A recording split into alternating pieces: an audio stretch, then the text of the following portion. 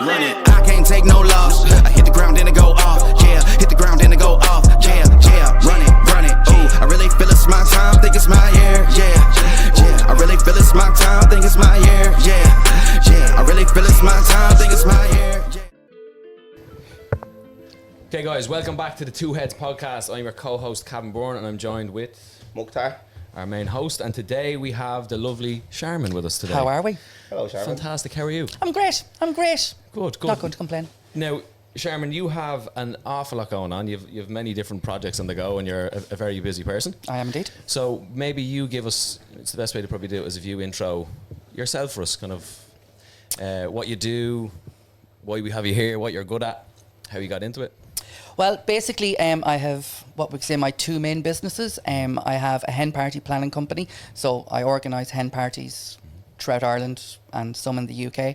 And then on the side of that, then I have a drag queen agency, and obviously that grew from the party planning because the drag queens was such a big entertainment part of the packages and stuff. So I decided that I'd keep that one separate, and I run that as well. So I organise, say, the parties, and I organise the entertainment that they do throughout the weekend, basically. Yeah. So I've all of that going on at the moment, and I that keeps me busy and occupied. So the way I like to say it is I work in the office from Monday to Friday, and then I entertain Friday and Saturday. Right, okay. And then on top of that, then we started kind of a brunch show, like a bingo show that we do. Okay. So it's usually 3 of us go around the country doing it, and we do that on some Sundays as well. So we could be working 7 days a week, 6 days a week. So flat out, yeah. Constantly on the go. Yeah. But as I said, we had 2 years off with COVID, so we're making all that back now and Making kept it for going. last time. Yeah, that's definitely it. Good. And so bring us back to the start of all of that. Like, what was the first... I assume Magic Men was the first. No, it wasn't. No? I done this. I started 17 years ago. I was living in Dublin, and I had just gone to the George for the very first time. And the first person I ever seen coming down the stairs was Shirley Temple Bar, and then she was followed by Panty, and then Davina and Veda, and all of these all came down, and it was just like I'd seen Panty on television before, and it just... Is that the bingo? No, Shirley used to do bingo on RTE back then, but Panty used to appear on various shows, but she actually did... It was this show that RTE2 did, and it was called Gay for a Night, and they basically did all these parodies and chat shows and things that were like, say, nodding towards little gay things that they had done throughout the year. But I don't know if you remember, back then... Network 2 used to have this thing called the prayer at midnight when the station would shut down, and basically someone would sit there and they would like do Read this the little Bible, is it? yeah, but they would do this little monologue, and there'd be this music playing in the background, and they were just doing like just to give thanks for the day and all this sort of stuff. Yeah. But Panty actually did it on this one, and it was so funny listening to her, and I was just like, wow, what is this? So move forward then, I was in the George and I seen Panty and I seen Cheryl, and I was just like, oh my God, what is this? So I was in college, in Griffith College at the time, and journalism. Oh, wow. fuck, okay. No And way. I ended up doing nothing with it, so it was a great degree. You're going to school us here today, so Charmin. Yeah, but I did nothing in it. Like when I was going through registers, I don't like this. This has nothing to do with me. But I love doing the event management side of it, and that's where that came in. Yeah. But we actually had no. This is how long ago it was. There was no LGB community or club at the time. The T hadn't been added on at this stage. It was just LGB. Okay. And I was like, okay, I'm the only gay here in the college. I'm going to set this up. So I set the club up. I think we had 7 or 8 members started that first year, but every club had to do a fundraiser. And I said, why don't we do a drag show? Why don't we go and do a drag show? So that was literally how I first started. And I got a few of what would have been the younger queens in that on board for that show. And I went and got all my stuff, and I went and did a show on the George with Veda. And then I was just like, well, I've bought all the stuff. Might as well do another one. Did another one. And I just kept going from there, and that was really it. And I'm still doing it 17 years later. What put the year on that? Oh Jesus! I moved to Dublin in 2005. Right. Okay. So I say it was hard back No, then. I moved in 2004 because my previous life, I used to be a show jumping groom. So I was so I used to work with horses, and that was why I went to college the first time. I was studying horses and everything else, and I did all that. And then it was actually the year of the Athens Olympics, and the fella I was working for at the time was longlisted for the team for Athens. and then the horse got injured in Dublin at the horse show. So we were out at the Olympics. But I had already decided I was finishing at that stage. So my last show officially should have been the Aston's Olympics, but it wasn't. But we were in, I went to college and I came back for a show, and we were in Cavan Equestrian Centre when Cian O'Connor won the gold medal. Right. And I'll never forget, the place just erupted when Cian won. Right. But yeah, so I moved to Dublin then. It was 2004. Early 2000s, yeah. You're about to ask what I'm going to ask, so go for it. Oh, yeah? Yeah. You do that. So I'm going to bring you back a little bit, right? And what I'm looking for is, back then, I know it wasn't easy to be out. No. And what age were you when you realised that you were gay? Oh, I knew all my life. Oh, you knew? Yeah. I knew all my life. Like, now, I never, like, when I was younger, I never, like, say, played with my mum's clothes, or I never did anything like that. But I loved Irish dancing. I was doing Irish dancing all my life when I grew up. I loved horses. I loved animals. I hated football. Like, my parents have a farm. I hated the farm, but I helped in the farm because that's what we had to do. Yeah. I hated all that. I used to, like, when my parents were, or when I was younger, my parents would bring me, like, say, to the dentist or something. Because I did good, my mum would get me, like, a Barbie or a My Little Pony, because that's all I liked. And that's all that was their little reward for me. Yeah. But even when I was growing up, I always knew, like, I could be, like, I think it was 10 or 11, and there was another boy that was in the dancing school with me, and I was the only one first, and then he joined. But I was just like, oh my God, he's so pretty, But I was going, that's when I was younger. Yeah. And I was just going, even I knew back then. Like, I just knew, like, when I was younger. But, like, I never say, like, I suppose I was never a very effeminate kid. I was never anything like that. So I don't know. Did people know? And when did you realise that, okay, I'm going to start putting on women's clothes, like? It was just because of that gig that I did in Griffith College. I did it. I absolutely loved it. It was so much fun. Now, I mean, when I say I looked like the back of a bus that was just crashed, it was awful. It was so bad. But I thought I was like a Playboy model at this stage. Do you know what I mean? Yeah. I thought I was fantastic. And so from that show, let's say from that show, right, straight away, were you confident enough to be wearing women's clothing outdoor, or was it just a thing that you did inside and that was it? No, I actually never did anything like that. I did all those shows, and it was actually at that show I met one of my good friends, and the two of us started this little double act that we had, and we ended up then putting this little show together, and we travelled around the country. We used to do a monthly show in Offaly, Cork, Limerick, and Waterford, and we'd go around all these places once a month, and then one of our other friends jumped in on us, and we did everything else, and it was just a snowball from all of that. But it was actually when I first moved to Waterford. And I lived in Waterford for 10 years, and I worked as the main act of a bar for 5.5 years of that. And I'd start going out then. And basically the only reason I did it was I finished, say, my bingo show at 11:30, 12 o'clock. And the nightclub was literally across the road from us. So we'd have 1 or 2 drinks in the bar, and we would just walk across. Yeah. And we'd keep going out. Yeah. And that was really it. It was never anything other than that, and that was really it. But I was going, and I was just going, I never got hassle. Like, obviously you got people looking at you and stuff like that, but I always got, say, people looking at me. But I was just going, that's always great fun. I said, when the head stopped turning, I know I'm doing it wrong. So I just keep going. So it's something that never bothered me. Like, even now, if I'm going and I'm working and I'm going from one place to another place, I'm getting ready on buses, I'm getting ready on trains. Do you know what I mean? So, like, I get on the train and then I get off and I have makeup and everything on me.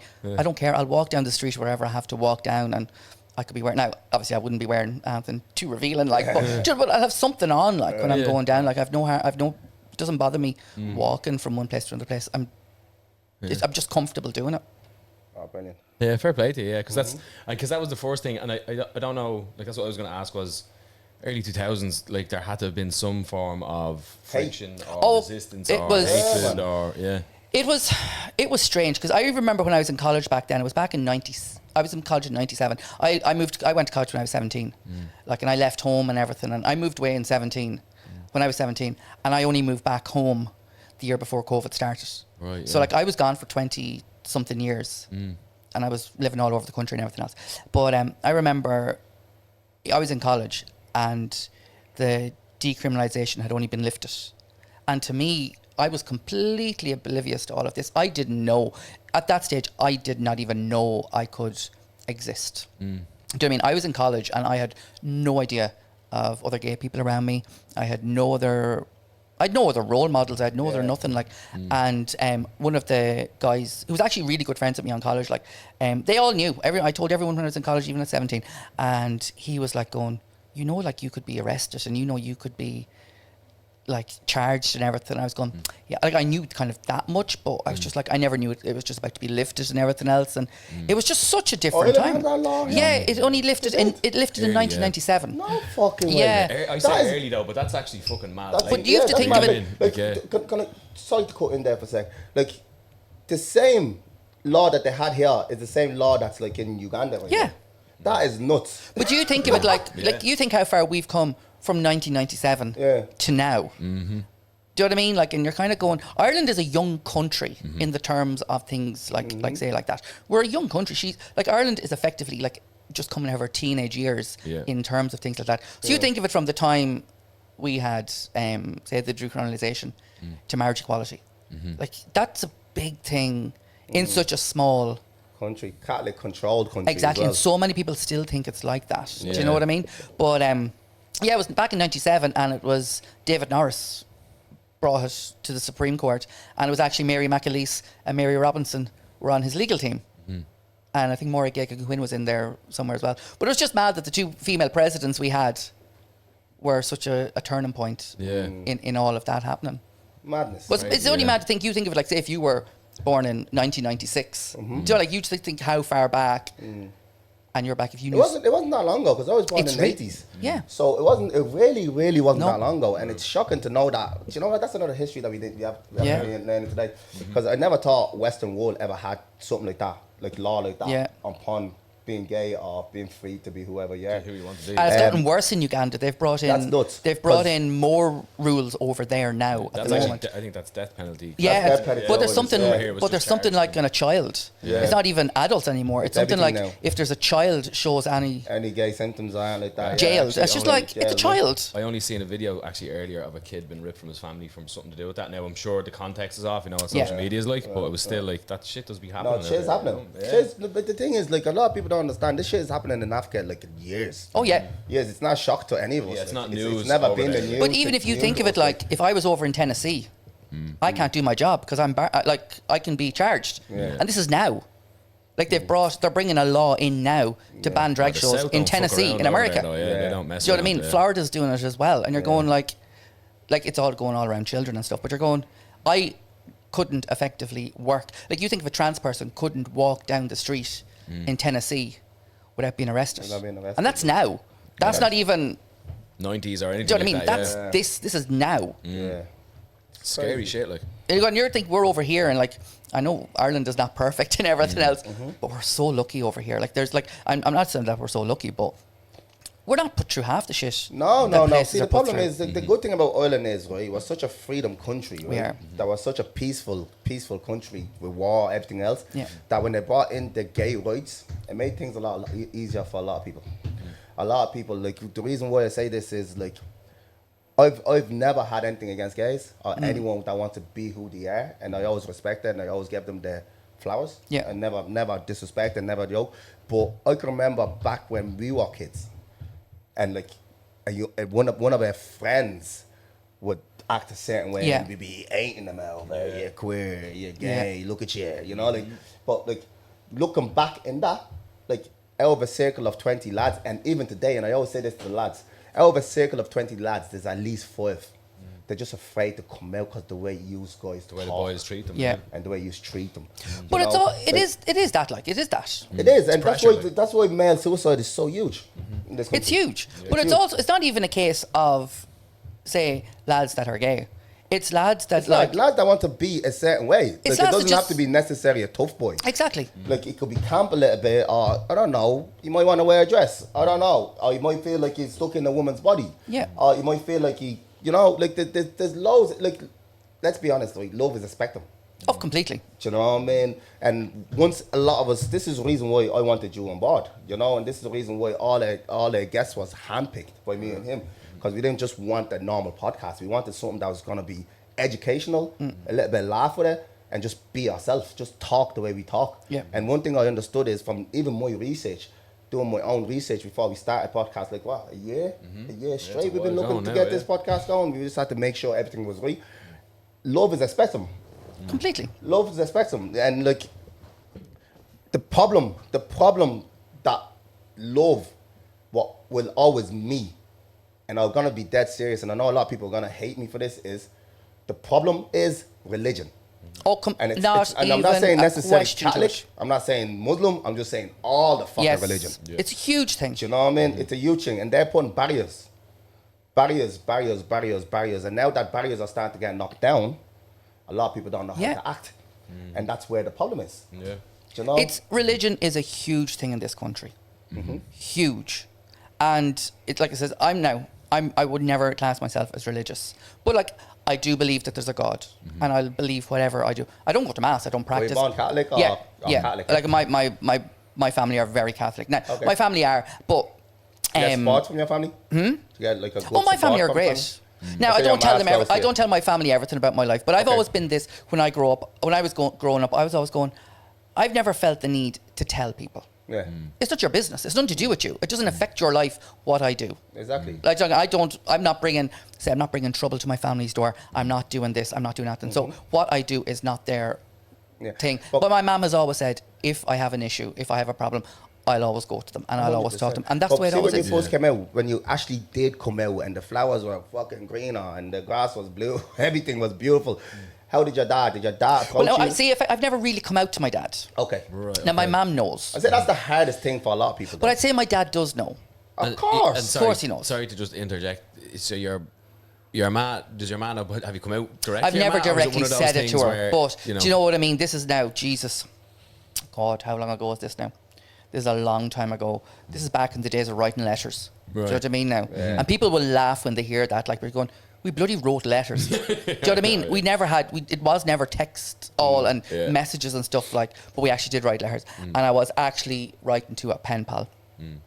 And we were just talking to each other. And I can barely remember anything about him now at this stage. It's a long time ago. But of course, the letters were delivered to the house, and Mum was going through everyone's letters. Like, she wasn't going through everyone's letters. She was opening up the letters, but she opened up mine by mistake. In fairness, she's not like that at all. My mum she's no way like knows you're intrusive, but she wants to. Oh no, my mum's not like that at all. Now, in fairness to her, checks everything, man. My mum just tells me when my mum just doesn't tell me when they arrive. They're fucking stacking my mum up. will really just stack it up. Oh no, my mum's now in fairness, she's not nothing like that at all. But she opened the letter by mistake. And sure, of course, there it was. And I was out doing something, I can't remember what it was, and she came out roaring and, what is this about? What are you talking to this fella about? And I was just like, oh my God, like, what do I say? Like, so I tried to bullshit something. But do you know what I mean? There was like one or two stupid instances like that that happened. But you have to understand that, like, back then, it was really, really taboo. Oh, it was. It was really, really taboo. It was a huge thing. You know, because even now in Muslim community or anyone like that, so I come from both sides. Yeah. My dad's Catholic, my mom's Muslim. You know, my mom raised me on her own. But my ma is Muslim beliefs. Yeah. So if I was to turn around to my ma now today that was gay, she'll disown me. Yeah. You know? I don't know if she would, but she says she would. But I really don't know if she would. You know, that type of way. That's a big fucking thing to do. Yeah, it is. I think that always does put the fear of God in kids a bit. 100%. Do you know what I mean? Because I know my mom now, like, I know you were saying that, like, you say you're not filtered in any way. My mum is the most unfiltered person ever. If you did something, and it does not matter who you are, like, she will say A, B, C to you, and then she'll come back 5 minutes later and she'll say, do you want a cup of tea with that? Yeah. Like, she will say whatever, but she doesn't hold grudges, she doesn't say anything, but she would literally let you have it for God knows what. Yeah. But then 2 seconds later, she's moved on from it, and she's done, well, I've said it now, it's up to them to deal with it. Do you know what I mean? That brings me up to the next question for you. So, in all the years that you've been gay, let's say it that way, have you ever slept with a woman? Never. Never? No. Never kissed a woman? Oh, I have. Yeah, oh, God, yeah. Kissed girls when I was younger. Yeah. But I was like, I'd never went. No spark, nothing? No. But that's how I knew. Like, I knew. When I was younger, I was just going, yeah. It just wasn't. Like, obviously, I kissed a few girls, like, and stuff. Yeah. But, like, you'd be at the teenage disco and you'd be going around, like, will you shift me, friend? Like, all the usual shit. Shift me, mate. Obviously, I know for the jokes, will you meet me, mate? Yeah, but, no, like, the shift is funny. Obviously, for the cult sheet. I think shift is brilliant. And I remember years ago, I was actually seeing this guy, and obviously my parents knew nothing about it. And I'd go and see him he was from Sligo, and he would come down, and we'd meet in his car. Now nothing would happen, but we because we obviously couldn't go out like and stuff. So we'd sit there, and we'd be talking and everything else, and then he'd go off and that'd be grand, and I'd go back. I'd be going out with all my friends, and that was grand. But one night, and I didn't realise it happened, he left a fucking hickey here on my neck. As from that day on, I've had such an aversion to hickeys. I absolutely hate them. But I walked in, I came down anyway for breakfast, and Mum goes, well, did you get the shift last night? And I was going, no, of course not, Mum. Don't talk to me like that. Around your neck and next when she sits down, she goes, well, what's that on your neck then? I was like, oh my God. The worst feeling. Yeah, we've all been there. But now, thankfully, it wasn't a huge one. But you know what I mean? It was just like suspicious enough. I was like, Jesus Christ. But yeah, so Mum was a big thing. She'd always say to my brother, she'd always say to any of his friends that stayed in the house, did you get the shift at the weekend? I fucking love that. Like, such a universal term. Oh no, but I remember when I was younger, she'd always say, so and so and so and so are doing the line. Doing the line. And they're in a relationship. They're going out with each other. I thought I was sniffing coke. I was like, okay, what line are we talking about here? I said it to her. I said, Mom, what does that mean? And she goes, they do the washing for their parents. Doing the line. That's what she said. They're doing the line. I was like, and I've ever since then, I said that is one of the best sayings I've ever heard. They're doing the line. Not in Dublin, but you can't use that. Yeah, I was just actually thinking about it. Yeah, you couldn't. Yeah, we were doing the line. You won't get away with that in Dublin. You did what last night? You imagine? It's always like even when I'm doing bingo now, like I'll say, like I'll go, so the first game is a line across, and then I'd look at a group of girls that says, now a Saturday night line, girls, a Friday evening line, just get it right. But it's just like, it's... Yeah, playful shit, like. Yeah. You next? Yeah, so yeah, and I think, so then your dad, I think, so he wasn't necessarily formally never in told, on it, but there was never any... Yeah, my dad is a very quiet man. Yeah. And... like when we grew up, like I remember I got slapped off him 3 times. Yeah. And every single time it was warranted. But you knew when Dad came up the stairs after you, he meant business. Mm-hmm. But he was a very, very, very quiet, he still is now, very quiet man. He doesn't interfere in anything. He doesn't get involved. He lets Mum do whatever she has to do. He does whatever he does. Like my brother's kind of taking over the farm and everything now, and he just obviously that's a bit difficult because like it's the changing of the guard, as to say. But he just sits back and just let my brother do what has to be done and everything else. But he's a very quiet man, very quiet man. But of course I could go and say it to him, like, but he wouldn't give a shit. Yeah, but I think what you said probably already know. Yeah, more than likely. Like I think it was Monique said it, and she was like, "Why would I?" Like, we just go out and say it to someone, like, you don't just, like, you wouldn't just say it, like, blurt it out for the sake of blurting it out, really, like, I guess. Because I remember Panty was talking about it once, and she said something about however she came out or whatever else, and she was always going, if she could do it, I think it was, if she could do it again, she would have written a letter, and she would just, like, get them and let them deal with it and give them the time to process and everything else with it. And I was going, that actually kind of makes sense. But I was just going then, but what's the need for it? Like, someone doesn't need to go out and say, oh, I'm straight. Like, what's the? I guess it's individual specific as well. It is. Like, if someone wanted I always understand when you see so many younger people coming out and they come out, because there's so many different say terms and sexualities these days, which is so good to see, because you're going, these have always existed. It's just now they're coming to light. Do you know what I mean? It's just now that these people are able to say these things, and they're able to know that they're like, they might not be 100% accepted, but there's people out there like them living their life. They're doing what they do, and it's absolutely fantastic to see. Yeah, they have a space now. Completely, absolutely, completely. And I was going, but it should never make a bloody bit of difference. And that's why I said, I think when somebody goes and does labels and everything else, it just makes things worse. It just causes so much more confusion and takes away from something. If you fancy this person or you like this, then you do that.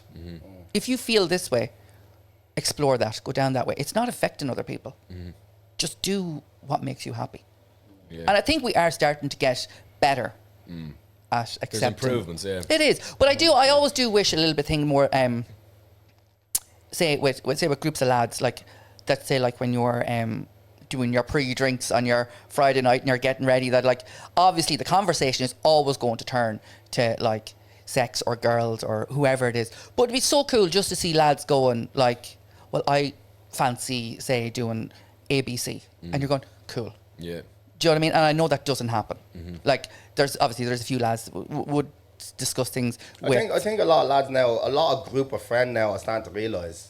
They are a lot starting. of them are starting to support each other as Yeah. friends. So I'm not gonna. I can't relate. I can't relate to like my own friends. Yeah. But I think it's different now. See, the generation after me, I feel like are the one that's gonna. That's what I carry think it the big change time. is going. Yeah. Because you can see it already. You can definitely you can see them see in a it. group already. And Definitely. It's nothing to it. When we were growing up, we were all about horses, scramblers, Yeah. and doing whatever. So being gay or being whatever is a no. Yeah. You're either a hard man or you're a pussy hole. Yeah. It's one or the other. There's one or the other. No middle ground. There was no middle ground. Yeah. You know what I mean? And everyone always put on the hard man Yeah. face. You know, and that's just the way it went when we were younger. But that brings me back. That brings me to asking you, because I know there's a lot of people are looking to hear this question right and answered right. So, okay, when we talk about Take a your breath. drag. Take a breath. There's a lot of words coming. So we're talking about drag. So Yeah. you're drag basically, Yeah. yeah?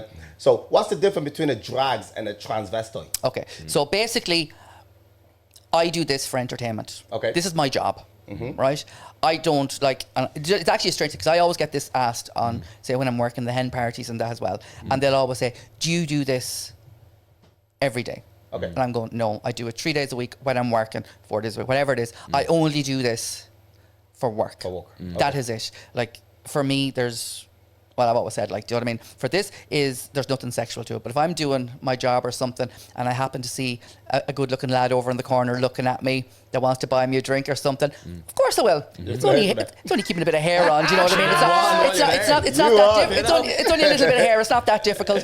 But do you know what I mean? Like, that's just a bonus or whatever it is. Yeah. But for a transvestite or a cross-dresser, they get a sexual kick out of putting the clothes on, dressing up, just putting a wig on. Do you know what I mean? When you say sexual kick, like they get aroused. it's a turn on to them. No Yeah. way. So they love, say, like just having, say, and especially, and it's one thing I cannot stand is a pair of tights. They love, say, when the tights go on, the shoes go on, and they dress and they do whatever else has to be done, and they just throw a wig on. They might not have any makeup on. It's just the hair and whatever outfit, whatever else, and that to them is the sexual turn on for them. But then it goes in then, say, to a transgender person, and that's a completely different kettle of fish. no, whereas that person wants to be a woman. That is their life. It's the same as if they want to be a woman or they want to be a man. It's completely different. Remember, there was one of the drag queens said it, that I can take my drag off, but they can't take theirs. And that is how they feel. And it's not just like when a trans person say wants to become a trans person or when they want to change. It's not a simple thing as flipping a switch like that and it's done. It's a very, very, very long process. 100%. It's such a long process. And when you see so many people going on about it and everything, that you're going, but this isn't a decision this person took lightly. And as soon as they came to terms with it and start the process, you can just see the difference in them straight away. Like I remember when I first moved to Waterford, there was a trans lady there, and she was going through her transition at that stage, and I would always see, I don't like saying him now because she's transitioned, but at that stage she was still, say, her former self, and she would come in as her former self into the bar, but then at night you'd see her come in and she'd be dressed up and everything else, and even at that stage, because she was still just start of her process at that stage, she was such a different person, just the smile on her face, and she was so happy and light and everything. And then eventually she did go through her transition and everything's such a different person. And it was like, that's why she has gone through this journey. And it's just like when you see it, when you know a trans person and you've seen them go through that journey, you understand it so much better. Now for me, I know who I am, I know what I am. When everything comes off, I just put my tracksuit bottoms on and I just go and chill, get a takeaway and watch RuPaul's Drag Race. But that's basically for me. Yeah, that brings me to, like, you know, for years, for example, right? For years, a lot of lads walked in on their DAS. Yeah. Putting on their Maz outfits and mad shit. Yeah. So, does that, like, so, that's a lot of people in the closet. Oh yeah, lots. And that shit's still going on right now. All the time. But I'm always convinced, and I've always said it, is that 8 out of 10 lads will want to experiment. They will do whatever. They will think about there's at least 8 out of 10 lads will have thought about it at some point in their life, or will have thought about it. And that's whether if they're going to experiment dressing up, that's experimenting if they want to be with another guy, if they want to be with a trans person, whatever it is, they've thought about it. They've imagined it. And then out of that 8, there's a good 7 has at least tried it or has done it. I've always said, I remember when I was working in Waterford, I always said, like, you'd have some lad to be talking to or whatever else, and I was going, you're only five vodkas away from asking for my number. Wow. Yeah. That's a formula right But there. that was it. I always said, like, we ran, like, it was Waterford's gay bar at the time. It was a mad spot. But we had all the hen parties coming to us on Saturday nights. We would be out the door with hen parties. Out the door, because we put on a big drag show on Saturday night and they'd all be at the door. But of course the lads all started copping on that all the girls are going to the gay bar and they'd all come in. But also you'd have other gangs of lads would all come in because it was just a cool bar. There was no hassle, there was no shit, there was good music you'd sit and enjoy. There used to be a bodybuilding competition down in Waterford. And every year, without doubt, we'd be on show doing it, and you would just see all these bodybuilders in a corner to themselves, and they'd all be knocking back the pints. They'd just come off stage, and I was going, your fucking tan is darker than mine, will you piss off? Like, but they would literally always make a stop, and they'd be there the first year, and then the second year, you'd see them back again, and the third year, you'd see them back again. And it was just like, it was hilarious. But like, we'd always get stag parties that'd be coming in, but you'd always see lads walking around the place, always. And of course, I'd go and do the show, and then when I'd finish the show, I'd go around and I'd give all the hen parties their champagne, and I'd stand in the corner with my friends and I'd be drinking away. But at certain times throughout the night, we'd have to get back up on stage and do a little mini performance, and there was a little bar that ran down the middle of it. So I'd be in the middle of the bar, and you'd have these lads looking at you, whatever else, and the other times I'd be at the back DJing out in the smoking area or whatever else. But you'd always have lads coming up to you, chatting to you, always. Like, it was constant. And I've noticed now a lot more, since I'm not, say, in that space where I'm in such the public thing. I don't get the messages and stuff now anymore, because I'm on the hen parties and stuff, so I'm working with girls the whole time. But like back then, it was insane. Like, I had lads writing their numbers down on toilet roll, giving it to the lads that were standing beside me, and they'd come up and hand the numbers to me. It was crazy. Mad. Yeah, I know that. Have you ever partied in a gay bar? Sorry? Have you ever been to a gay bar? Have you ever partied in a gay bar? Have I ever been to a gay bar? Yeah. I've been to the places are lit. They have fucking great. Like, I've been, like I said, man, like if my missus family alone, there's various gay, you know what I mean? Like, and like, I have gay friends. It's never been, I'm very comfortable in my sexuality. I'm very, very comfortable in my sexuality. And I remember the first gay pride in Dublin. We were. Oh yeah, she did. I went to it every year. I never went to Paddy's Day, nothing that. I didn't went to any, but I went to gay pride. I always went to the gay pride. And the only reason I stopped going to the gay prides is because the kids and the fucking idiots after it.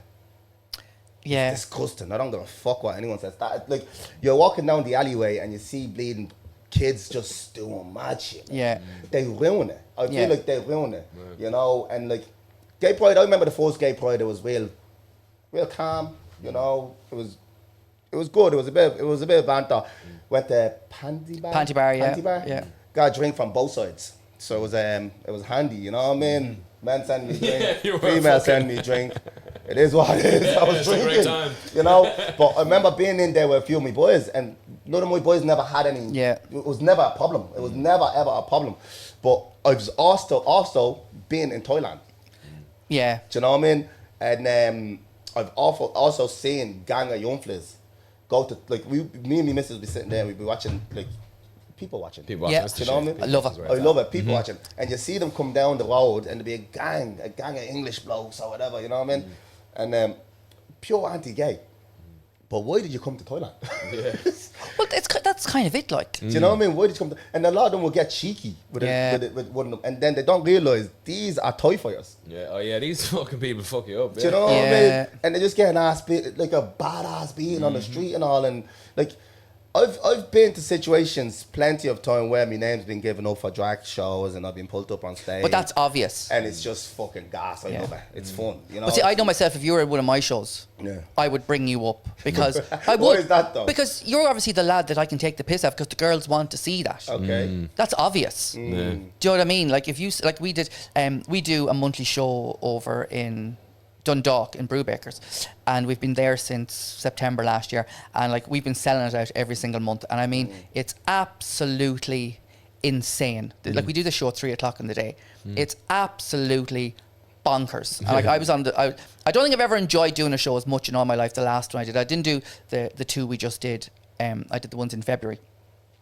and I literally laughed on stage. So I do a bingo thing at the start, and I literally laughed for 45 minutes non-stop. They were just absolutely insane. But on this side of me here was 2 straight couples, and in front of me here was 2 lads, and one of them had his girlfriend and then her housemate, and these were the couple, and he bought the tickets for all of them to come to see the show. Now, he was great crack, but I was going, obviously straight away, I'm bringing the boys up at some point, because that's what the girls want to see. Like, you have an audience of 100 girls and you have 5 lads. Yeah. The lads are going to be targeted at some point. No, because I couldn't understand why they kept on pulling me up. You're going to be a target. You're obviously going to be a target. So she's ringing ahead. That's what that is. It's obvious. Oh God, without a doubt. Like, once you go to a show, you are an obvious target. Yeah. I was called Chocolate Man. No, I wouldn't go that far now. You know what I mean? Chocolate Man. But wait, that brings me to the next question, yeah? And this question is just to put out there, just to see how the Western world is after changing like crazy. Because a lot of people think the Western world and America, the Europe, we've lost our mind basically with all the shit that's going on. That's what people think. Yeah. But if you look back of years, right? In Thailand, in Asian countries, China, anywhere, they always had trans. Always. But they called them ladyboys. Yes. Yeah? So they understood. So they're like, okay, ladyboys, there's someone over there that's better looking than female. Oh God, yeah. Have the full operation done. Yeah. And when you talk to them, they'll tell you straight out, I'm a ladyboy. Yeah. So what a lot of people are saying, why is that not the same for here? And why is a trans woman when they're actually I think I'm not going to get into it too much because I'm not 100% up on the terminology of that. But I've always thought it was something in the Philippines that it was, if you had a trans person within the family, it was a huge beneficial. It was, and it was kind of like an honor to have a trans person. Sorry to put you on that. A lot of them, when I done my research and looked into it a bit more, a lot of ladyboys in Thailand are actually not gay. They actually have family and kids and live, and that's just their bread and income. But there is a lot of trans women who are like, say they were married to a woman and they transitioned, but they've stayed. They stayed together, yeah. Like, for want of it, Caitlyn Jenner. Yeah. Like, only for obviously Chris and Caitlyn had separated at the time, but Caitlyn was still going through all that. Do you know what I mean? So if Caitlyn and Chris had to stay together, you see Kylie and Kendall still call Caitlyn dad because that's who Caitlyn was to them. Yeah. But I think over here it's just a different term. I think ladyboy has just been something like ladyboy. I think it's one of those slang words that has been used that isn't really appropriate to who the person actually is, because over here it's a trans person is the person that has transitioned from one sex to their proper sex.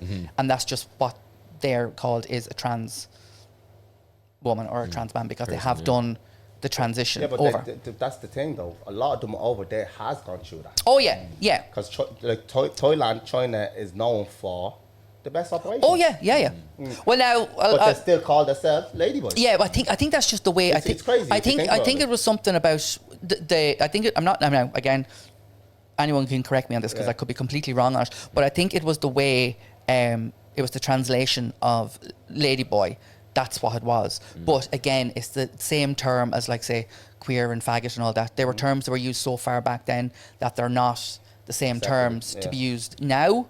But it's still used because it's such a reference point. I think that's what it is. It's not one I use. I wouldn't ever really use that. If I was ever going to the Philippines or something, I would always be, or even Thailand or something, I would always refer to them as a trans person. I would never use the term. If they turned around to you and said, no, I'm a ladyboy. Well, if that's what they want, that's different. That's the problem though, isn't it? If someone wanted to say that to me, I'm going, that's fine, I'll refer to you as that. Absolutely, but I'm not going. It's the same as, like, even now, I'm that bit older. I hate using the word queer. I hate calling it, because I grew up in the time when that was offensive. Yeah. Do you know what I mean? And I am all for all these young kids taking it and calling themselves that. Fair play. But I'm not going to go and call you that unless you want me to do it. Because I remember when we were kids, like we'd be messing about and you're queer, blah blah blah. Oh, you're queer, but it wasn't that. There's no deeper meaning to it than just having a crack, like you know. I think we didn't even understand what it meant. Well, it's kind of like saying, to be honest with you, okay, it's like, it's not that's actually a homosexual based thing. It's just just a word. That's it. Word, you know? And I think we get so many things in these days. Like, do you know when you see the younger kids now? There's something. Oh my God, that's so gay. But it's just like. You're just drinking Fanta instead of Coke, and they're going, God, that's so gay. Do you know what I mean? And it's like, well, you can't take that to be offensive. Yeah, it's not that deep. Do you know what I mean? It's just like, it's surface area. But it's, somebody says something, it's the context. Do you know what I mean? I think that's the thing with Ladyboy as well, where I think, Charmin, you're onto something with, like, you know, if that's how they want to be called, and but then also the translation, and then it's also the business. I do think there's a lot more intertwined. It's not something I know a lot about, and it's not something I would go and talk much on because I genuinely don't know. But it's because if somebody said to me that they want to be referred to as this, that's fine. You've told me, and I go, that's fine. I will do that. But I'm not just going to assume that you want to be said or referred to as whatever. Like no, like even myself, like you know, with the trans and everything else that's going on in the world. Like I said, like. If a friend of mine came out today and said he was trans, I would respect it and I would call him by whatever name or whatever. One thing that I don't get and one thing I don't understand is the pronouns. Yeah. I just don't get it. I don't get why all that needs to be changed for you to live your life. You shouldn't have to depend on the paperwork for you to feel happy in yourself. Does that? Am I if I'm looking at a trans woman and she's trans, and she turns around to me, say for example her name was Derek, and she said, "Oh, I'm Sheba." Yeah. And I goes, "Yeah, nice to meet you, Sheba." From this day on, she's a she. To me. Yeah. But to pretend that the pronouns are not fucking up the kids' heads. You know, like all the there, because basically what we're doing is we're ruining the vocabulary of English. Let's be straight honest, because for years since we've been born, we were told 3 people over there is there. You know, one person here is him. So like it's a manipulation on the kid's brain, because now we're trying to tone it, and we can, like I said to Monique, we cannot tone something that's been there for hundreds of years of the way we've been taught. In a space of 20 or 15 years. Of course not. That can never be reversed. But that's where people are going fucking crazy on social media. It is, but it's also a matter of learning as well. And I think it's because there's so many things on social media as well, and a lot of it isn't explained right or whatever, whatever. But again, it comes back to that. I was going, like, I've done it loads of times. I have a few, like, younger queens working for me that are non-binary. Or they might be... What's a non-binary? It's a person who doesn't believe... They don't feel they're male or female. They don't go with the gender binary, basically. And what's one that doesn't, like, feel horny or... That's asexual. Asexual. That's asexual. That's mad. Oh, I feel like that myself sometimes. Asexual. No, never. Have you ever met asexual? No, I've never met an asexual person. But that was one question I actually did want to ask you, because I was thinking, I'll go after when I say about the day and journalists, go for it. Well, of course. Suddenly, this is the Charmin Show. How are you all? This is my guest. No, I was going when it comes to say she and he and that, I was going, that's fine. Like, we use them terms anyway. But I think it's just a case that with a non-binary person, because they don't feel that they're either a she or a he, that they is in the middle. So because of that, it's what they're comfortable with and it's what they're happiest with, and they want to be known as that, because the way I've always felt it is that a non-binary person, say, doesn't feel the feminine energy or the masculine energy. They just don't feel that they're either or. It can depend. Would you call that like the new modern day bisexual? Could very well, but it's also your term. It's also how you feel. I think it's a case. It comes back to this whole thing, is that if it's something that's not hurting or upsetting you, then what's the thing with it? Just go with it. If that person wants to be known as they, it's very easy to switch into a conversation because we use it anyway. Do you know what I mean? It doesn't it doesn't flip things around, but it's also cases. But I think that confused, like, it does. So it is. If I was to tell you now, okay, you have to walk in now. I'm like, they just going to the shop. Do you get me? Like, it is. It is. So it'd be like, they, who and who and who. It doesn't have the same. Say, I always feel it doesn't have the same flow to a sentence or a conversation. But it's just like, I find myself, I'm doing it anyway. So I'm just going, for me, I suppose it's easy for me. Yeah. But then if you're not someone that's not used to...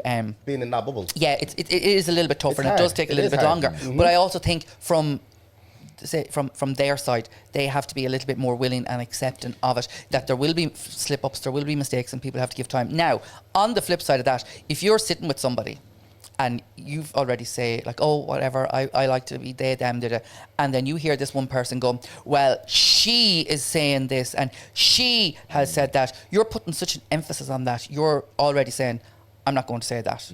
That's when the conversation needs to be had. But it's like if you're having a conversation, you go, oh, she's just going to have this. And you go, oh, sorry, I didn't mean that. Like, it's so easy to... It is, and I do it. I've done it lots of times myself. Look, if you think about it, though, say, for example, 6 o'clock news came in, and they say, oh, they just went up and skewed up the school, and the school was bombed by they. They're like, who they? It is. How many of them motherfuckers are bombing up the school? They show a picture of one person, like, wait, hold on it. Where's the rest of them? It is. No, it is. It is. To me, it's a taboo, and it's something that's new. But I feel like it shouldn't be forced. Yeah. It's like, I explained it very easy the other day in here. It's like vegan, when vegan came alive. Being in my life. It was thrown down everyone's throats. Yeah. You have to be vegan, you have to eat this, you have to do... Nobody fucking followed it. Yeah. Because you put it too much in our face. Yeah. And that's the problem now with the pronouns. That's what I think. Social media right now is having a field day with the pronouns. And I feel like the people that's like in the I don't want to... LGBTQ. Everyone that's in that circle or in that bubble don't even agree with half of the shit they see on that's on social media right now. Oh, but that's life. Yeah. Do you know what I mean? That's. I think that's just a general thing. But why is there none of them out speaking about it though? Oh, there is. I think there has been loads of say. People of the community have said like whatever about pronouns and stuff. I think it's just a personal thing, really. Yeah. But there you go, though. There you go. It's a personal thing. It is a personal thing. So if it's a personal thing, why does the whole world have to follow it? If it's like the way I'm looking at it, right? If you want to wake up tomorrow and you feel like a woman, or if you want to wake up tomorrow and you want to do a certain thing, or you want to change your job tomorrow, that's personal to you. It is. But why should we have to carry it like the whole world is at a house because you don't feel right of me not calling you they? See, I think the way it is, and the way I always look at it is, it's a matter of respect. Okay. It's a simple matter of respect. It comes back to the same thing about saying with the ladyboys and whatever else. If that person says to me, they want to be called XYZ, then out of respect for that person, that's what I'm going to do. Yeah. It doesn't affect my life. It's 2 seconds of a thing, and that's the way I look at it. Yeah. Do you know what I mean? But that's okay. But I think it's just a matter because a female in here, she said, like, say for a man, and let's say a trans, and she wants to be called Sheba. Yes, that's grand. Yeah. The names, no problem. That's no problem whatsoever. It's a pronoun. But I think it's just a case that because we're in, say, a new kind of world. Yeah. We're in a new kind of era of things. And it's just that the world has just changed. But the non-binary people have always existed. Oh, and now they're just... They are literally just coming to the fore, and they're showing that they exist there, and they're in every form. And it's just a matter of this is how we want to be treated and this is how we want to be spoken to. And now it's just another thing for us that is part of say gender identity and everything else. And that's just I think it's just that I do think at the time is that it's a lot going on for us all to kind of learn. And take in. But I just think again it's just we're in this stage of life, and that's what we're just going. Have to navigate it somehow. You know what I mean? I think it's double-sided as well. Where like remember the clip we watched yesterday, the Piers Morgan thing. Okay. So Piers Morgan's talking on Sam Smith, and I'm not necessarily aligning myself with Piers Morgan because he's a piece of shit at the best times, but he's also got some good points. But the biggest thing I noticed in the clip is he has a comedian with him, who, in my opinion, was just there to keep him fresh on his pronouns. Yeah. And then he had some other guy who obviously had no fucking fucks to give about pronouns. But none of them gave each other space for their own fucking... Yeah. Everyone was like the comedian's going to go, they, it's they. And your man's like, no, I'm not. He's like, I'm not doing that. Right. You know, and there's times where the comedian's going, well, you don't have to. He's like, well, then why are you jumping on me like I have to? Yeah. You know, but then it's both sides where, you know, I don't get why someone wouldn't... Like, if I was talking to somebody like that and they're like, it's actually they... I don't have the bandwidth to turn around to them and go, I'm not going to do that. Yeah. I'll just get on with it. Like, I'm not going to make a fucking thing about it. And then likewise, if I'm slipping up don't start rugby tackling me because I didn't get it right off the rip. Again, it's new. It's not a normal. You could call it a moment of evolution in all things. Completely. We would consider to have been normal, but I think it's everybody being on each other's necks when it's the exact opposite of that, you know. And I think the conversations we've had so far this week have been like one of the biggest things Monique said was just like we just want to do our own shit. That's it. We want to do our own shit. Like, it's not this and that's big, why you I know? respect her so much. She's not even here, and I'm calling her she. That's what she is to me. You know, like I respect her so much, just like I respect you sitting there. I respect anybody. Like I just do.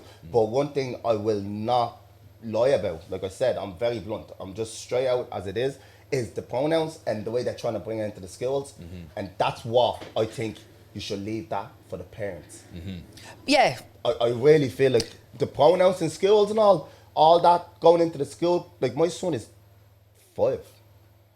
He doesn't even know he doesn't know where he's at the moment. Him going into pronouns is like learning a new language. That's it. I do think it is a case of getting. I think it is a case of having kids learning things From their early, parents. but it's also a case of learning things from the parents. But we've seen how people learn stuff from their parents. Do you know what I mean? It's like if you leave the parents up to teach everything, God knows who you're going to have walking. Do you know what I mean? I think about your sex, about your own sex, about like sex education was always there for school. I understand that. That's not going anywhere, and it shouldn't go anywhere.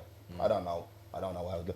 But when your kid feels a certain way, say for example your kid is gay, trans, or whatever, I think that's for the family. Yeah. To God, of course. Of course. Yeah. And I'm 100% solid on that. But then there's also a case then that you have a lot of teachers who might think that they can just appear. No, I think it's a case you might have a lot of teachers who are a little bit more clued in and might be a little bit more aware of things, and they could be spotting a sign or something. That's very simple though. They can just reach back to the parents. Exactly, but that's the way it should be. A kid. They shouldn't be bringing a kid into a room and making confusing. It shouldn't be nothing like that. I've always thought that like the school and the family should be working together. 100%. There should always be a thing, and it's not like that the teachers are trying to say get one over or push an agenda or something on kids. It's never anything like that. The teachers are there to teach and educate and everything else, but the families and that should be working hand in hand with. Especially if you have a case where maybe the child isn't in a home where that could be accepted, or that could be a straight thing to do, or I don't mean straight like that, but like it's not straightforward, you know. And then you get where you have like small minority then where like they could be getting abused at home, or that's the fucking last thing they want to be bringing up. Exactly. And so I'm treading on the line because I think part of what the problem is now is the lack of education anyway. Like we've learned we've learned more than I think we would have ever fucking thought we were going to bite off and chew, you know. But the thing is, like I struggle with a lot of things. Do you know what I mean? And I was going like, as I said, I'm part of the community with the people there, but I'm going, I struggle with things. I think everyone does, but it's just a matter of education. And this shite of getting your information from a Facebook post or a YouTube video is absolute bollocks. Like nothing annoys me more than you see somebody and they're throwing garbage at you and you're going, where did you read that? From your mother's group on Facebook? Do you know what I mean? Google is there. Learn a little bit. And that's like we live in the age that has the most information and the most technology and everything going, and yet the majority of people are probably thick as shit when it comes to information. That's my favourite thing to do is someone asks you something, you just show them your phone. Like, Google it. Fucking Google it, like it's right in your pocket. But that's really what it should be, and I don't think we should be afraid of learning about 100%. new information and about new things. If somebody wants to do something or they're saying something, why can't we sit down and have that topic and have that debate? Like, why can't it be a case that I can educate you on something and you can educate me on something? Why can't we do it that way? No, like even when we started this podcast, like I feel like we learned a lot, and we learned that we not to be taking little scenario videos or little reels on YouTube or Instagram and believing it, because there's so much fake news, fake shit out there that it's just ridiculous. But the one thing and I think that's the one downfall of social media is that like you'll see people posting videos and posting stuff and you're going, that's not even real life. Like somebody will see whatever video is of whoever they're posting, whatever it is, and it's like, that's not how it actually is. That 10-second video was just set up for that 10 seconds. It was all props. Do you know what I mean? It would be just so nice just to see somebody post stuff how it actually is. Yeah. Do you know what I mean? You see these ones posting their inspirational quotes and their inspirational captions, and it's just like, oh dear Jesus, give me a vodka quick. It's just like, don't bullshit it though. Just say it how it is. Yeah. It'd be so much better. 100%. Let's go. Okay, guys, so this episode is brought to you by Champions Gym. Champions Gym is the home of the champions, the greatest gym in Ireland, located on the Long Mile Road behind Wigglers, Dublin D12. Champions Gym has all of the top-level equipment, top-level staff, everything that you need, and the ambience included. Everybody in Champions Gym is a champion, so leave your ego at the door, go and join the best gym in the country right now, Champions Gym. Just more about the work you've done. So we've gotten a good kind of insight in your history and stuff like that, and kind of how you are where you are today. But what's happening today, right now, for you? So at the moment, I'm planning the hen parties the whole time. So I have them say every week. Give a little crazy insight on your hens parties. Like what? Yeah. Like. Because we all know hens are worse than stags. They're way worse. Way worse than There's stags. not even and a question to this. I want every female to tune into this, yeah? Because, like, honestly. Way worse. Men go on holidays, right? In groups for stags. And I always said this. We get stupid drunk. One gets spray canned or sellotaped to a fucking post where his jock's down. And that's it. That's a laugh. We're delighted with that. At the peak, yeah. But women, I feel like women just go, oh. Women are... Like, when we used to work in the bar in Waterford, as I said, we used to have hen parties there every single Saturday night. Every single Saturday night. And we'd be on the stage, and we had this step at the front of the stage. So obviously we could go up and down and do the thing and everything else. The amount of Saturday nights you would see some girl come running to try and get on the stage. And we would literally stand at the front of the stage and push her off. And she would go absolutely mad that we pushed her off the stage. And you're going, you're jumping on stage in the middle of a show. What do you think we're going to do here? I was standing on the stage one night doing Jennifer Hudson. And I'm telling you, I was standing at the front of the stage, big dramatic song, and there's me doing my bit. And this girl stands at the front of the stage, puts her hand up my dress and in my underwear. And I'm standing on stage looking at my manager in the DJ box. And I literally grabbed her wrist, pulled her hand down, and I walked off stage. Now, I've never walked off stage in my life. I was fuming. But that's the shit we deal with. Like, I'd be walking around the bar, and now obviously you can't see much here because I'm kind of covered. But normally, if I have a low cut top or if I'm pulled out, like, I will have girls come up and they will just do that to me the whole time. They'll grab my I've got a black woman ass, and I will always say it. I'm blessed in the trunk department. Packing a bunda, that's okay. Oh, look, I was walking through a park in Blanchardstown one day as me, and these young lads go, fucking size of his arse. I was like, oh my God, thank you. I was like, thanks, bitch. I was trying not to be offended, but I was going on. But like, literally, you would have girls come up and they'll just do this. Yeah. I feel like girls get away with more creep shit. And I was going, if I went up to you and I did that, like, I've worked on stag parties, I've done stuff on stag parties. I remember when I first moved to Waterford, I had this fella booked me for his friend's 21st, and he booked me to be the stripper. And I went and I'd done it. Now, I used to do... you ever heard Patricia the Stripper? The song Patricia the Stripper? It's Krista Berg's song. It's a great song. I'm just such a stripper. No, it's way before that one. That's Pony. You're thinking of Pony. You're thinking of Pony. But this is way back. But it's a song that I actually used to strip on stage. And I'd strip down to my... Not the whole way, but I'd strip down to my underwear. And I have two pair of, like, thong underwear. And I'd take the first one off, and you could just see me pulling the back down. So the crowd going, oh my God, everything's coming off. But he booked me to strip for his friend's 21st. And I went and done it. Then that fella got me to strip for their friends. Right. And I literally got 6 bookings out of that show from all of these lads booking each other, booking me just to be the stripper for the head. But not once. And these were like Waterford County hurlers, and like they were proper lads.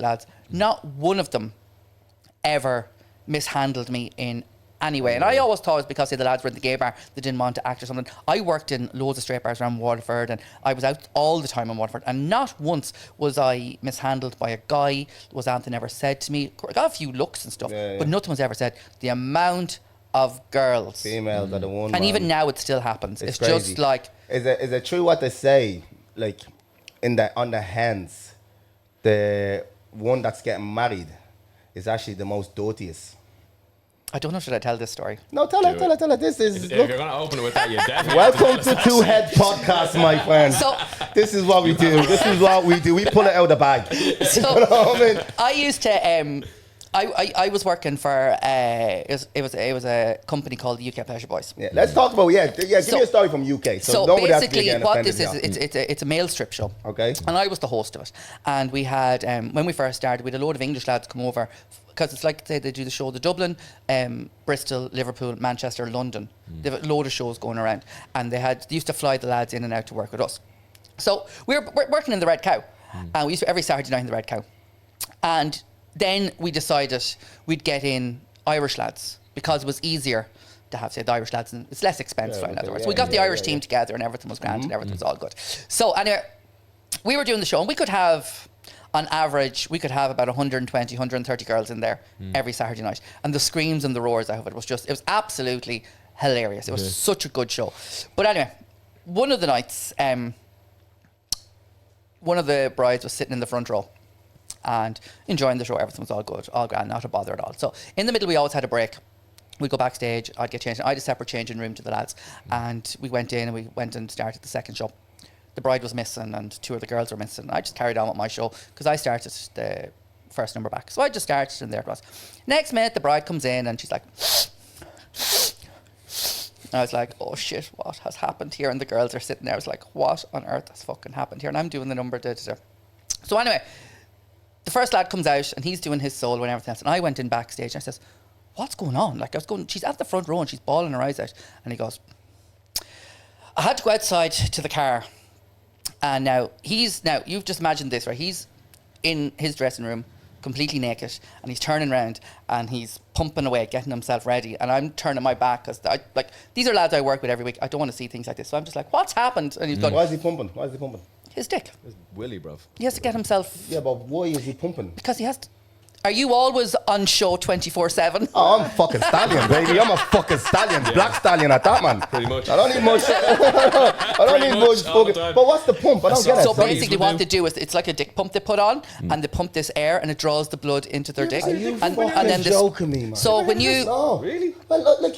I've heard of it in porn, but I just never thought it was a thing. Oh, yeah, I thought it was like... Yeah, so when they get then the top of a condom and they strap it on. So when you actually see them stripping, their dick is kind of purple. But it's because the blood has been stopped. Okay, so that comes to this question, just before we go into the full deal. So when they have the horn, do they hairband it, is it? It's like the top of the condom. So they just strap the top of the condom. From the bottom? From the base, yeah. From the bottom or the top? The bottom.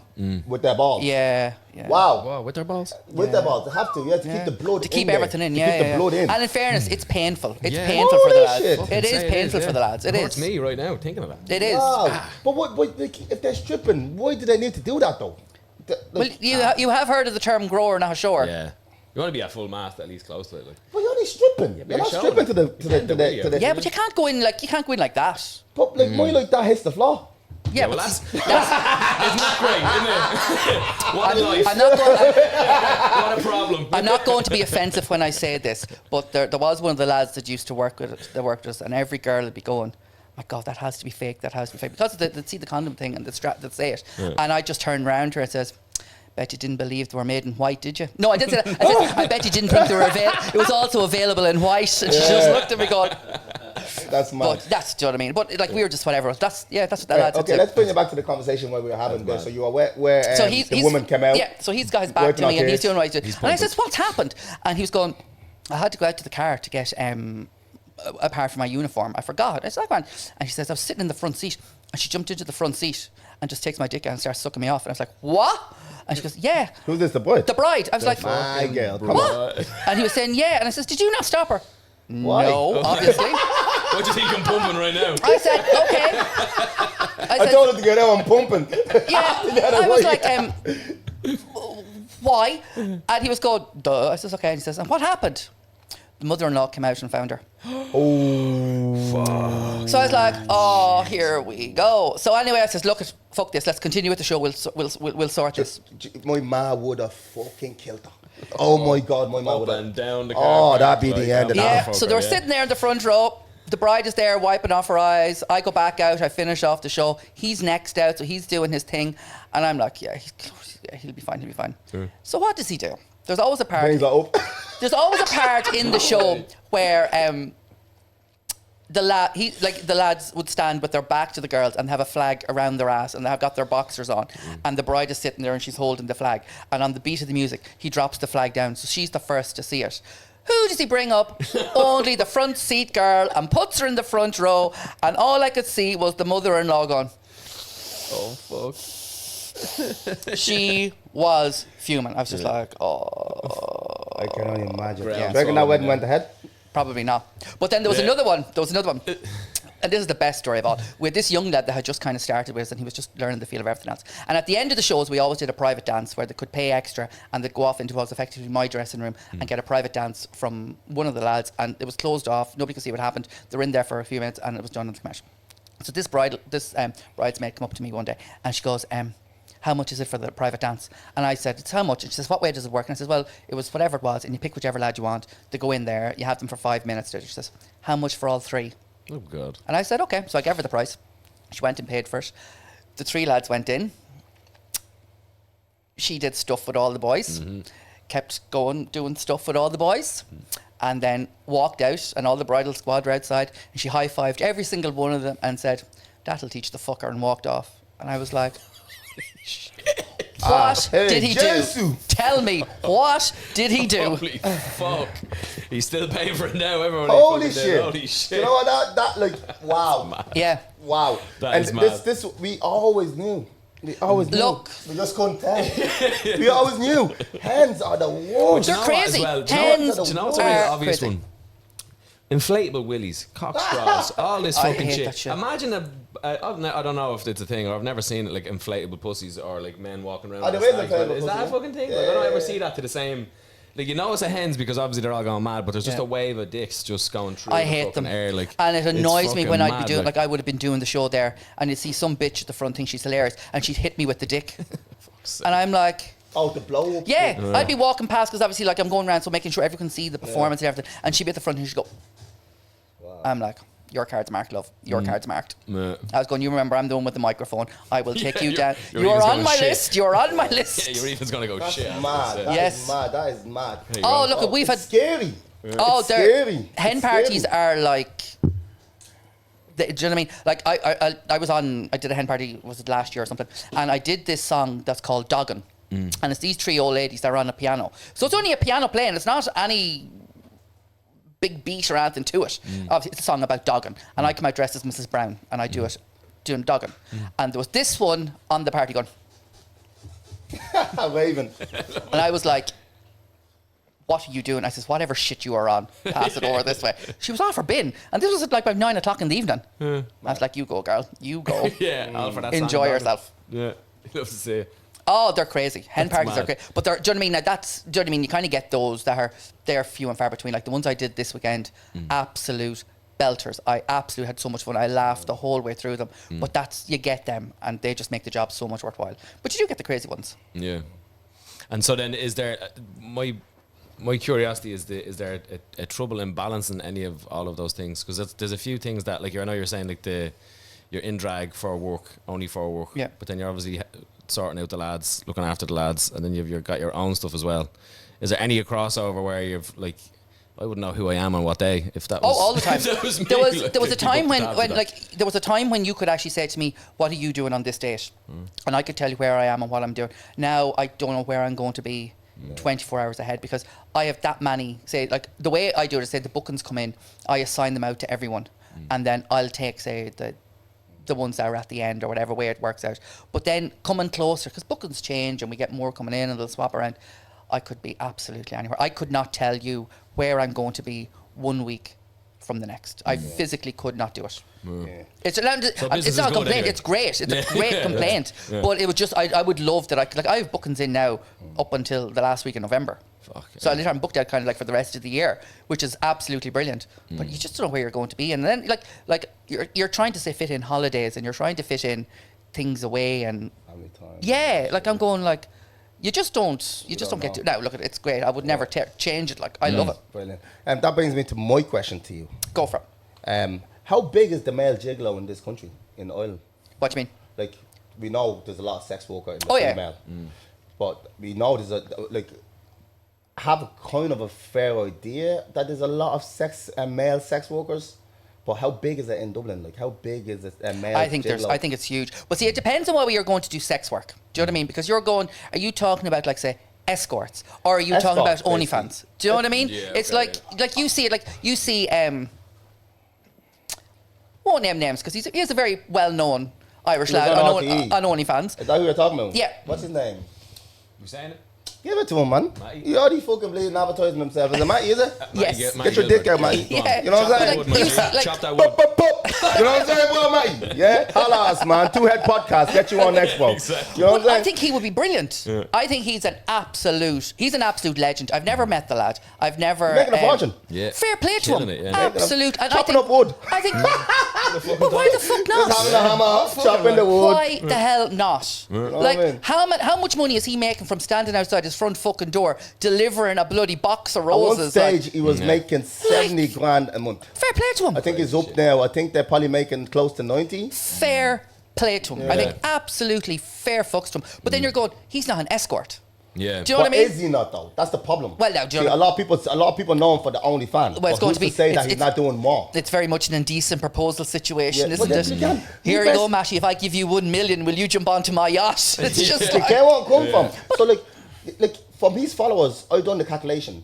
From his followers, even if 10%, like not even 5%, let's say, right, start paying him on OnlyFans. Yeah. He's still not making 70 grand a month. but it doesn't make. He's making more not in a month making than 90. most of us are making in a year. Fair 100%. play, and I Hats think off. absolutely fair play to him. 100%. Hats off to him. Do your thing, man. Get your willy out. Do whatever But you you have know, to the do. one my thing guy. that does Or not, annoy but- me. You know, whatever you gotta do. But that's it though. But the one thing that does annoy me about it is people think that it is literally just a matter of taking your dick out and doing that. And you're going, it's not. It's like you have to promote yourself. You have to keep those people coming back every single month. You have to put up good content. Yeah. Do you know what I mean? It's the same as somebody that's been an influencer or being a YouTuber or whatever way. He's just taking his clothes off. But he still has to do it in a way that gets people interested and engaged. Like, I know there is probably a lot of, say, escorts around the country. There's probably a lot that don't advertise it. They're probably a lot more low key. But I'd say there would be a lot more girls than there would be a lot more lads doing it. yeah. But there is a demand for lads out there doing it. 100%. That brings me to my second last question. I have one more after this, and then I'll let you do it. Do you think? That brings me to the second. Who do you think sex benefits, female or male? I think male. I disagree on that. Go on. I think naturally men have a higher sex drive. Now I do think No, I disagree again. I think they do. I think men do have a higher sex drive. But what I do think, and it comes down to, is that, like, I've always used the example, if a fella was going to go and have a threesome with his friend, he'd be applauded and da-da-da. And if she was to go and do it, she'd be called God knows what. And I think it's absolutely ridiculous. I just love that girls can just go and enjoy yourself. Sleep with as many lads as you want. Go and have bloody fun. I understand where you're coming from. And, like, if a man to go have sex with A, B, C, D, blah, blah, blah, yeah, to a female having sex with A, B, C, D, blah, blah, blah. Now, it is easier Now, for her than him. I'm talking in the terms of the way I was raised. Yeah. To me, the man, get high five. Yeah. But the woman will always lose value. Always. Always. Slut maker, slut. Yeah. And that's just the way it is. A good looking man, look, you have to look at it this way, right? Most good looking men that's doing a lot of riding are the same men that's in everybody else's DM. Oh, not even a doubt. Exactly. So most female are into 20% of men that they find attractive. Yeah. And the exact same as female. Yeah. Men are attracted to this 20% of a bubble. Yeah.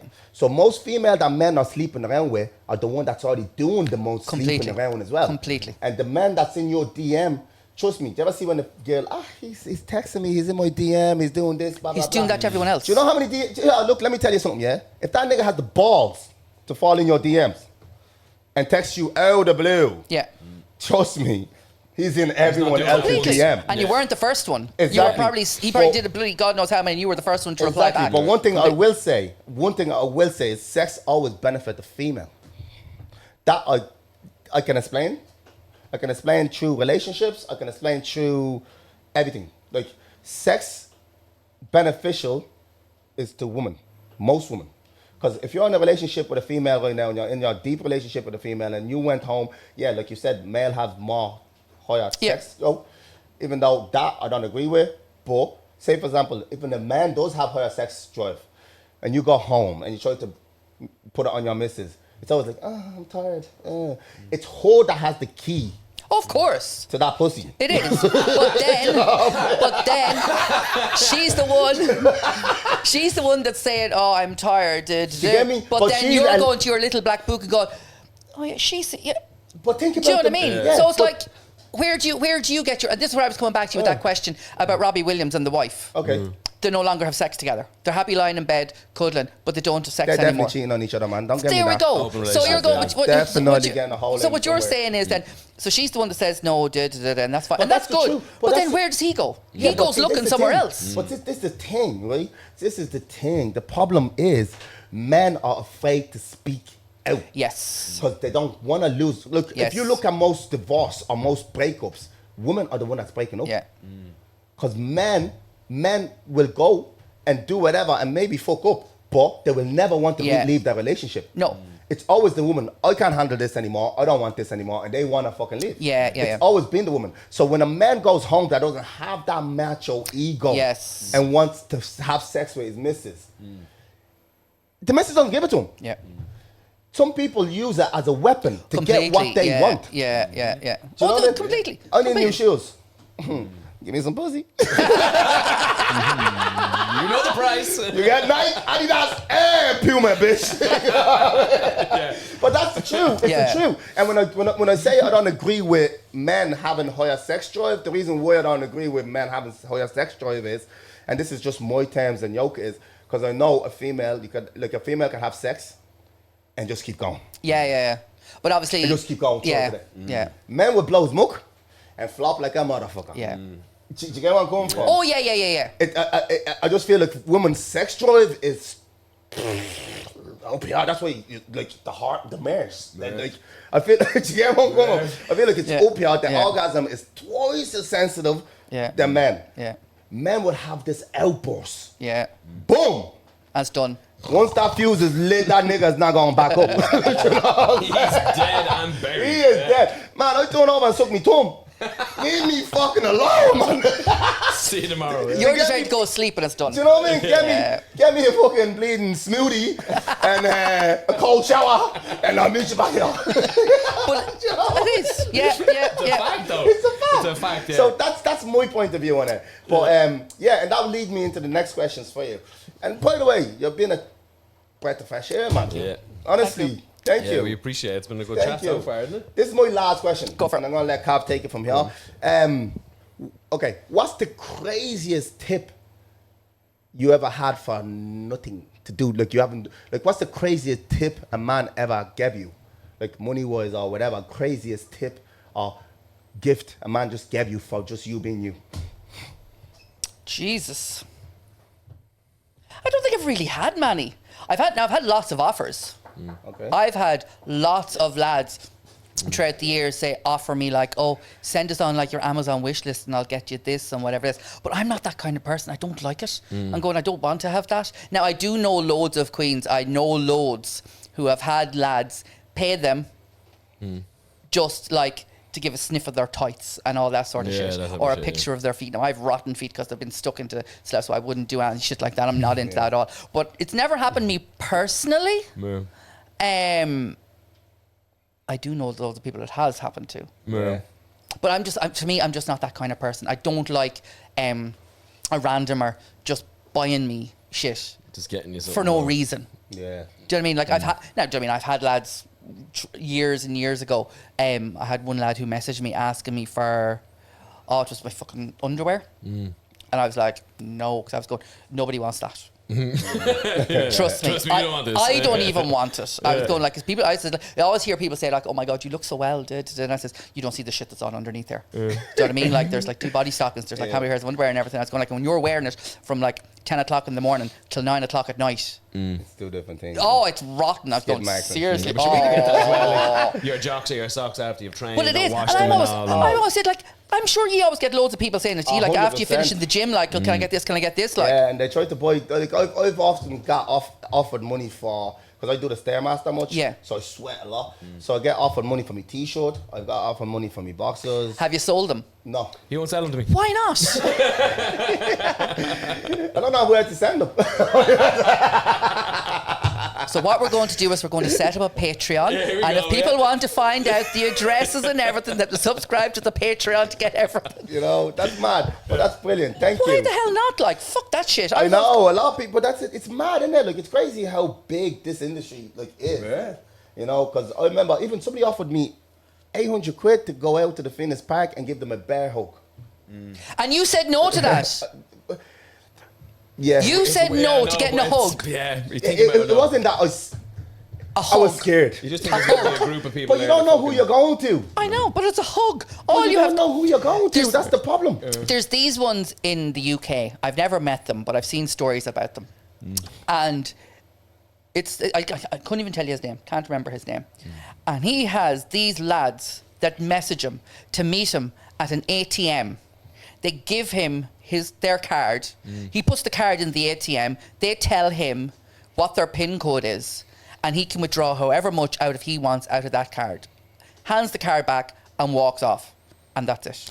And these people are left standing at the ATM. I'm like, serious. You know what? Wherever these men are, come find your boy. You know what I mean? Go and find us, man. We Fuck, broke. like, I'm Trust me. saying some of that shit, no problem. The next time he gets offered €800 for a bear hook, he won't be saying no. I'll be fucking fresh on that Mad, it's DM. mad though. But it is crazy though. Mm. It's the times There's we a lot live of in. fish out there, man. It is, and I was going like, if it can be done safely, Yeah. do you know what I There is, mean? there's a lot of If it can be fetishes out done there. safely and everything else, go Yeah. ahead and do it. Like I know one of the lads that used to strip, that used to strip with the Pleasure Boys. He had this guy on regular, and the guy was married, and he would book a hotel room, and he'd go into the hotel room, and the lad would go in and strip for him, and he'd pay him €200, and he'd literally just walk in, he'd strip. His normal strip, your man would just sit there and watch. He didn't do anything. He literally just sat there and watched. Didn't do anything. And he would leave then he was finished. And your man would go after that. He didn't even use the hotel room. He just booked the hotel room. And he said it to your man, says, if you want to use this hotel room after me, you are more than welcome to. And he got this and he'd be doing about once a month. And that's just his pleasure, just to watch. He just sat there and watched. Wow. Like the lads were always getting messages that they would, somebody would pay them, like, say, €200 for a half an hour. And all they had to do was go to the hotel room and flex their muscles. Literally, that's all they had to do. And your man would sit there and watch. Muscle worshippers. Yeah. There's G loads for of P. them. That There's was- loads. Back in the day, that was That was huge. the start of all There's- the yeah. madness. That Yeah. was There big. still is. And it's just That like, was very big. as I said, if you can do these things safely, why the hell not? Money is money. Absolutely, yeah. Why you're not shaming anyone. You're not doing anything. Do you know? And I always think it's one of those things that, like, again, with OnlyFans as well. Like, I just think, imagine Matty out there on a Friday night with his boys, and he's talking about, like, yeah, I'm going to do this. We're going to do this. Like fair play to him. Yeah. But like, why can't people just Be go ahead and do themselves. it? It's a new form of making business. It's a new form of making money. Is there Why- something that the government needs to shine a light to? See, right now the LPG is like all the way through the spectrum. Now all the way through the spectrum Yeah. of like different genders, different yoke. So, what would you call that if you're into people's like hugging you? I don't know. and- Yeah, I'd say Like, that. what would you call that? Like, It what has would you to- call but that? there's loads of people who, like, say, just enjoy watching. Sorry, sex addiction. It could be that, but there's just loads of people who just enjoy watching. Do you Just like have where- their own shit, like. But that's yeah. where the whole dogging thing comes from, where people just want to go and sit and watch. They don't want to be involved, so they're voyagers. So they just like to sit there and just watch. like. That's and it. a lot of people have that in their relationship. Where they bring another man in to Yeah. penetrate their But then their there's, wife. do you ever see that there? Well, that's cuckold. So the husband sits there and watch Yeah. the wife or partner with another man. So that's cuckolding. Apparently, that's what it's called. Wow. But why the hell not? If that's what they're Absolutely. into. That's what they're Like you're into. thinking, like Yeah, it's not each their harming. own. It's not harming you in any way. Like you're the one that's getting the call to come in Yeah. and do this job. Like so, the Probably deed. get paid as well. do you know what I mean? Like what's the problem with it? Like Mad. Yeah, and then I guess then just to end on that, then is there any kind of last words that you would give to people that like that might have interest in what you do or what the guys you work with do or are nothing go to do for with it. what you do? Yeah. I think everyone should do drag at one point in their life. Everyone should do it just to see how much fun it is. But if you do want to do it, I always think you have to first of all not take yourself seriously. you can't take yourself serious doing this job at all. But it's also, you have to have a personality, and you have to be polite and respectful. Like, you're walking into a group, you're walking into a bar. The last thing they want is somebody with an ego and an attitude. You're not going to get repeat bookings, and that's how you make your money, is constantly coming back. You need to have return people. Just go and do it, but be prepared for a lot of work. And it's the same with the lads that used to do stripping. Like, I remember we'd always get lads saying, oh, I can't do it, I'm too quiet, I don't have to this, I don't have this. I remember one lad who started with us, and he showed up he actually came to a show to watch. And one of the lads that was meant to be on the show never showed up. He went down a session and never came to work. And we literally got this lad, pushed him out on the floor, and just said, just do what you have to do, we'll talk you through it, do what you have to do. And 6 weeks later, we couldn't keep clothes on him. No way. And it literally brought a personality out. Wow. But you're standing on the stage, and you have, like, obviously, say when we were with more private parties, but when you're working like with, and you've 100 and something girls screaming back at you, of course it's going to give your ego a boost. Yeah, but just go and bloody do it. Yeah. Try it. It's the same with anything in life. Try it twice. And then you'll know. You'll try it once, you'll be so nervous, you won't know what you're doing. Try it the second time, you'll get a better idea of what you're doing. And if you want to keep on doing it, go and do it. Why the hell not? That's what it's for. Absolutely, yeah, Bull of Bus. Charmin, thank you. You're very welcome. Thank you. For coming in. You're a breath of fresh air. Honestly, I respect you so much, and keep doing you. I plan to. Yeah. Until the hips give out. Good. And even then some, keep it going. On the wheelchair, I'll be going. But yeah, thank you. It's a pleasure. Thank you so much. Appreciate it.